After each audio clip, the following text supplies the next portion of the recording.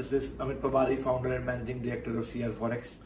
Now, if you see the chart, rupee is standing at a very crucial support of 200-day moving average line and near 8150 to 8170.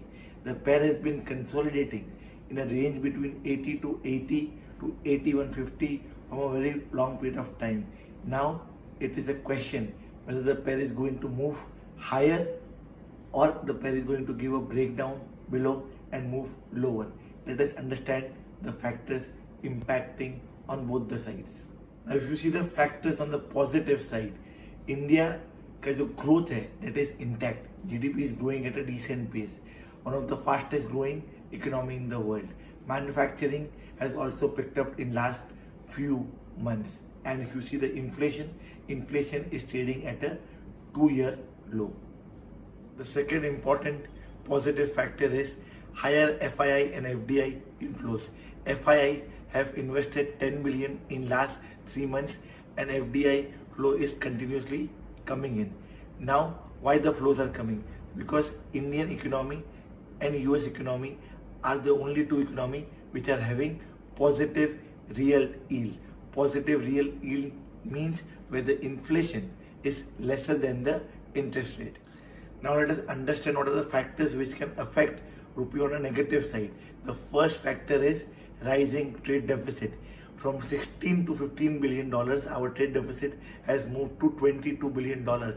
Just imagine when the crude is trading at $70 per barrel, the trade deficit is at 22 billion.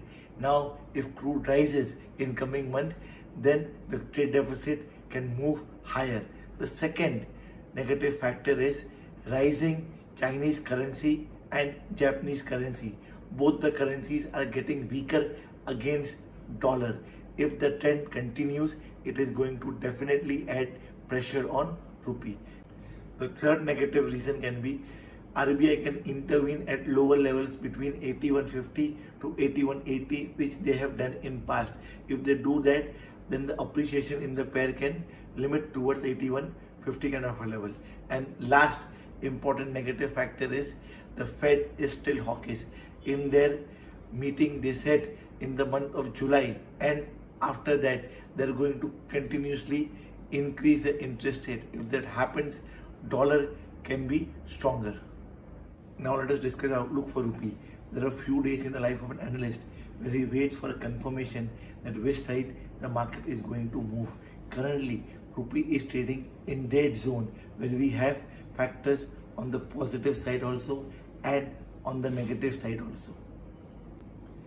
The way the following factors are going to move in coming days will determine the trend of rupee, like whether RBI is buying at lower levels between 8150 to 8180 or not, whether DXY is getting supported between 101.50 to 102 or not, whether Chinese and Japanese currency are getting weaker against dollar or not. Once we get clarity on the above factor, then only we can make a bigger view for a medium and long term. Till that time, for a very short period of time, we can say that there is a higher probability that the pair can bounce back towards 82.15 to 82.30 kind of a level.